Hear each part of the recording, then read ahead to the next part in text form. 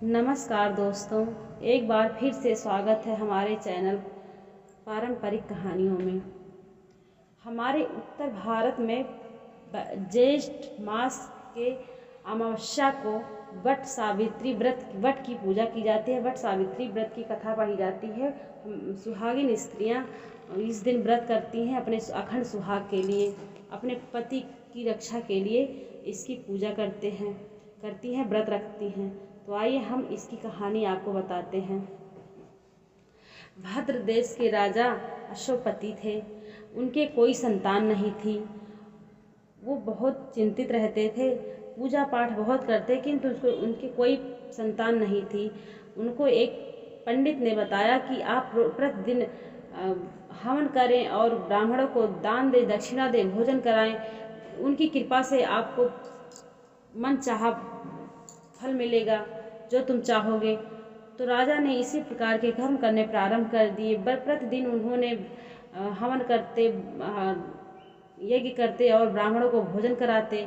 तो ईश्वर की कृपा से उनके एक लड़की पैदा हुई। वह लड़की का नाम उन्होंने रखा सावित्री। अब सावित्री बड़ी हो गई और बड़ी होकर वो बहुत ही रूपवान हो गई। उसके योग्य कोई वर नहीं मिल रहा था। वर ना मिलने की वजह से सावित्री के पिता बहुत दुखी थे।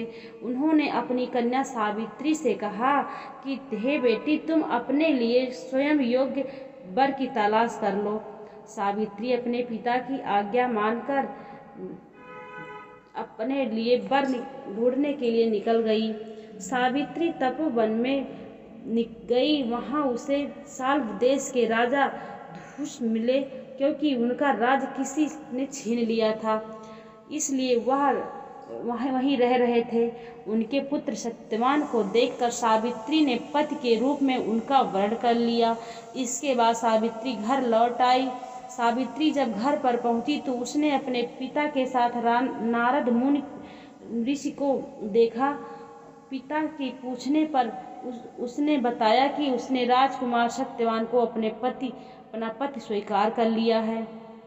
तब नारद ऋषि को यह बात जब पता चली तो उन्होंने कहा कि हे राजन, यह क्या कर रहे हैं? सत्यवान बहुत गुणवान है, धर्मात्मा है, बलवान भी है, पर उनकी आयु बहुत कम है।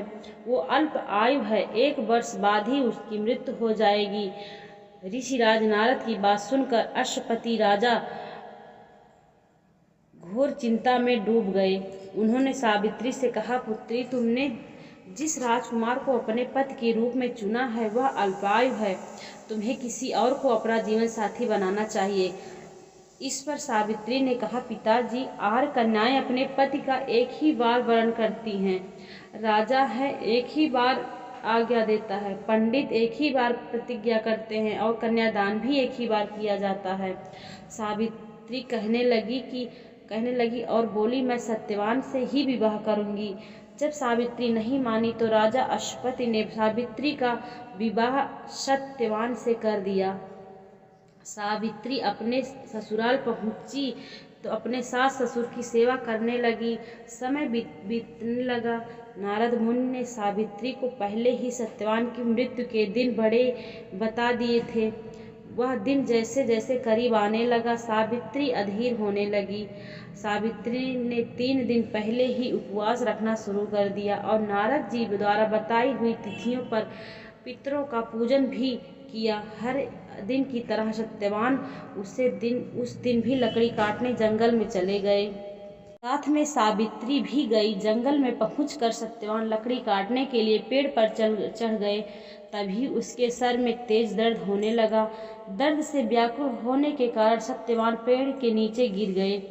सत्यवान का सर को गोद में रखकर सावित्री सत्यवान का सर सहलाने लगी। तभी वहां यमराज आते दिखाई दिए। यमराज अपने साथ सत्यवान को ले जाने लगे। सावित्री भी उनके पीछे पीछे चल पड़ी।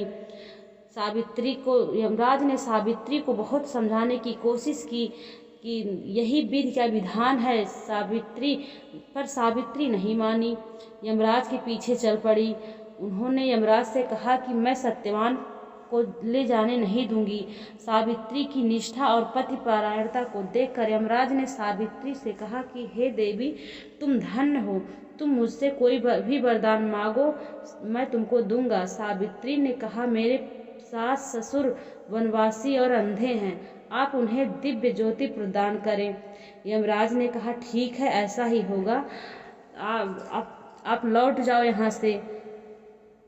लेकिन सावित्री ने अपने पति सत्यवान के पीछे पीछे चलती रही। यमराज ने कहा, देवी तुम वापस जाओ। सावित्री ने कहा, भगवान, मुझे अपने पति के पीछे पीछे चलने में कोई परेशानी नहीं है, पति के पीछे चलना मेरा कर्तव्य है। सावित्री की यह बात सुनकर यमराज ने उन्हें एक बार और मांगने को कहा। सावित्री बोली, मेरे ससुर का राज छिन गया है, आप पुनः वापस दिला दे।